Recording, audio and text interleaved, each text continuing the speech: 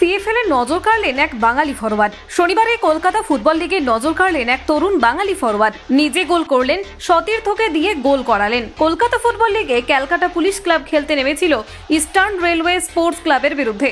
Chuchura eastern গ্রাউন্ডে হয়েছিল এই ম্যাচ। নজর কাড়লেন বাংলার তরুণ ফুটবলার শেখ সাহিল রহমান।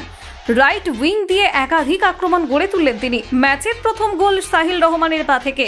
বৃষ্টি ভেজা মাঠে খেলার গতি ছিল কিছুটা মন্থর। দুই দলই নিজেদের মধ্যে পাস খেলে আক্রমণ তৈরি করার চেষ্টা করেছিল। ইস্টার্ন রেলওয়ে দল একাধিকবার পৌঁছে গিয়েছিল প্রতিপক্ষের বক্সের কাছাকাছি। উইংকে কাজে লাগিয়েও গোলমুখ খোলার চেষ্টা করেছিল তারা, কিন্তু তাতে সফল হয়নি। 23 মিনিটের মাথায় গোল করে যান ক্যালকাটা পুলিশ ক্লাবের শেখ সাহিল রহমান। কর্নার পেয়েছিল পুলিশ। নিজেদের মধ্যে ছোট পাস খেলে শুরু হয় আক্রমণ। বক্সের মধ্যে গোল পেয়ে যান 19 নম্বর জার্সিধারী প্লেয়ার।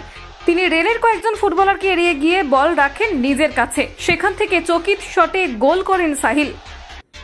1-0 গোলে এগিয়ে যায় পুলিশ। বিরতির পর হলো পুলিশের দ্বিতীয় গোল। সাহিল করলেন অ্যাসিস্ট। ডান প্রান্ত বরাবর এক দক্ষতায় উঠে গিয়েছিল বল নিয়ে।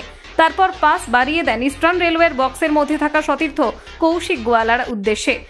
কৌশিক গোল করতে ভুল করেননি। 61 মিনিটে ক্যালকাটা পুলিশের পক্ষে স্কোর লাইন করেন 2-0। সাহিল আগে খেলেছেন পাটচক্র মেসারার্স ক্লাবের হয়ে। যুক্ত ছিলেন এটিকে মোহনবাগানের সঙ্গে। কলকাতা 24/7